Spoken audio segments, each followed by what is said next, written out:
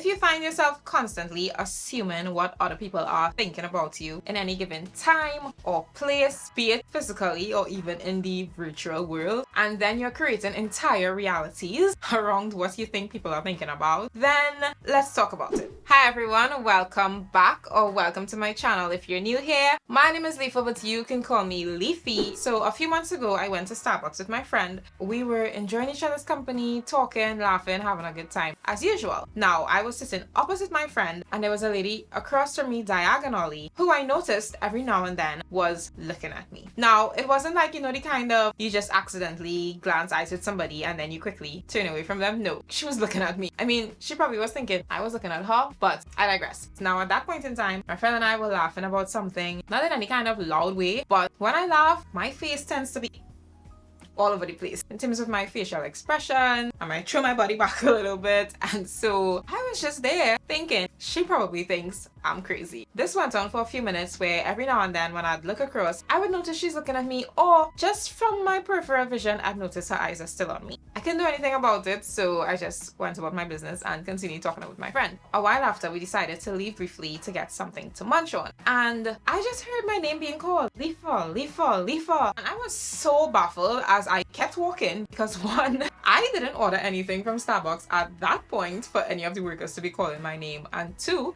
the only person that I know in Starbucks right now is my friend, and she's walking with me, and I'm pretty sure she's not shouting out my name across the room. And then I just felt a touch on my shoulder, and I turned around, and it's the same lady that was looking at me. She's like, "You're Leafa, right?" I'm like, "Yeah." She's like, "I'm Sandra. I went to your church Sunday." And I'm like, "Oh, okay, nice, cool. How was that?"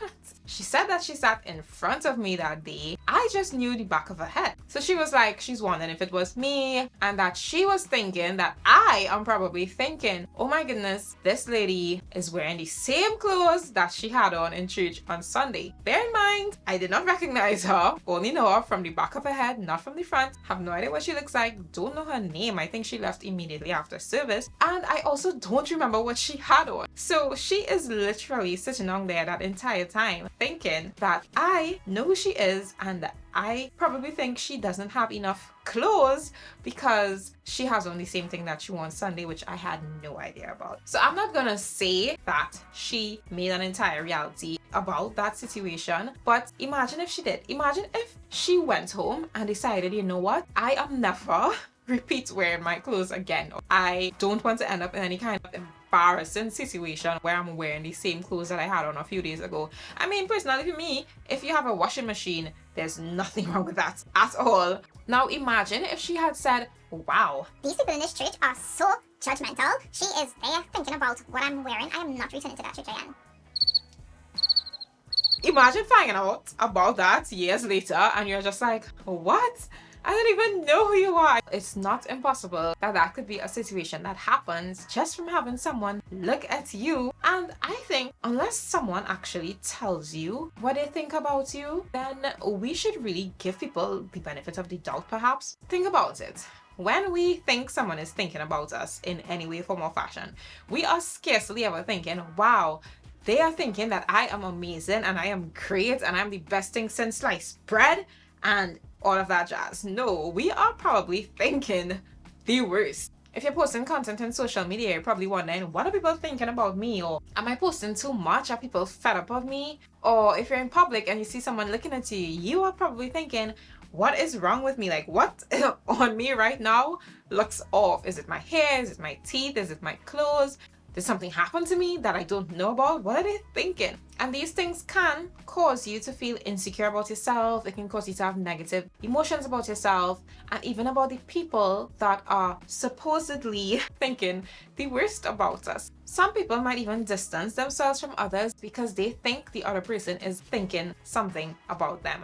We can be making whole realities around these situations that don't even exist, that are not real, that are not helpful. With the person in Starbucks, we probably weren't gonna start throwing hands at each other, right? "Why are you watching me, sis? Like, something wrong with your eyes? Like, you want me to come over there and pluck it out for you?" No, I mean, I wasn't gonna do any of that. But these kinds of things extend to our personal relationships as well. Imagine in a relationship, you are thinking the reason they did something is because they think a certain thing about me, and even reacting and responding to you based on that. So you're basically making a judgment then about what their intentions are for doing a certain thing. And a lot of the times, the intentions that we may have and the intentions we think other people have don't even line up. At the end of the day, we literally have no idea what's going on in a person's heart or mind ever. Like, even if they share that, they're literally giving you a glimpse into what's going on in their mind, into what's happening in their world. And we just have to trust that what they're saying is entirely true. And that's where having good relationships, good friendships, and building trust with each other comes in really handy. But at the same time, if they haven't even said anything and you're literally leaving it up to thought, up to guessing that this was what they're thinking, then you set yourself up for disappointment, conflicts even. Like, leave a comment in the description box and let me know if someone has ever treated you in a way based on assumption that they had about you that wasn't even true. Here's another example that's a little more personal and really had the potential to cause me to change a lot of things for absolutely no reason. So a few months ago, I made the decision to switch my career from digital marketing, primarily because I still do that, to coaching and consulting. At that point in time, I found this organization called Faith Driven Entrepreneur, where believers in Christ who run businesses, entrepreneurs alike, can come together and meet on a week-to-week basis to start and go over this video series created by the company and have discussions around business and your faith and things like that. I joined the group called Coaches and Consultants because I wanted to just be in that space as much as possible. Like, I just wanted to learn and absorb all the information that I can from every place that I can. Everyone in the group was either from America or Canada. Evidently had way more experience in coaching and consulting than I did, because I was just a newbie, a noob starting up for the first time. All the lessons that I had to share were based on my digital marketing business and not on my coaching and consulting business. And I thought that these people were thinking, who is this little girl that thinks she can be a coach or she can be a consultant, or who is this little girl that thinks she has anything valuable to share on these topics? In a world of pure imagination. And then on top of that, I was the only person from the Caribbean, and I just felt like so out of my league. But nonetheless, I still continue to show up every single week, to share insights every single week, to receive and learn from everyone every single week. Now, after the 8 weeks had passed, with one of them, we decided to have a virtual meetup, a little catch up a few weeks ago. And I was just like, I don't know what to say. I don't know what to ask. It was probably going to be awkward. What absolutely astonished me was during that call, we just connected in such a good way. It went on for an hour and a half instead of the scheduled hour. And what's more interesting is that she actually shared with me that every single week from the first time she heard me talk, she just felt connected to me in a way that she can't describe, and she always looked forward to hearing what I had to say. What? And I was just there, honestly, baffled, a bit surprised. This is not what I thought she was thinking about me at all. Now imagine if I had said, well, all of these people on this call think these things about me. I don't want to connect with any of them. All of them could leave me alone. I did my 8 weeks. I did my time. It's done. I don't want any other kind of further relationships or networking with these people. But no, I did not allow what I thought she was thinking about me to be a reality. Now we have such a great connection with each other that we actually have a recurrent meeting set up to connect with each other. These examples are to show you how dangerous it is when you now allow what you think people are thinking to influence your decisions, to influence the relationships that you have, how you communicate with other people, how you respond to life. So if we're doing this with people that we don't know, and even with people that we know, then what kind of life are we creating for ourselves? What kind of life are we living? Because unless someone actually tells you, what really does it matter? Like, if they tell you, then cool, that's their opinion, but is it actually true?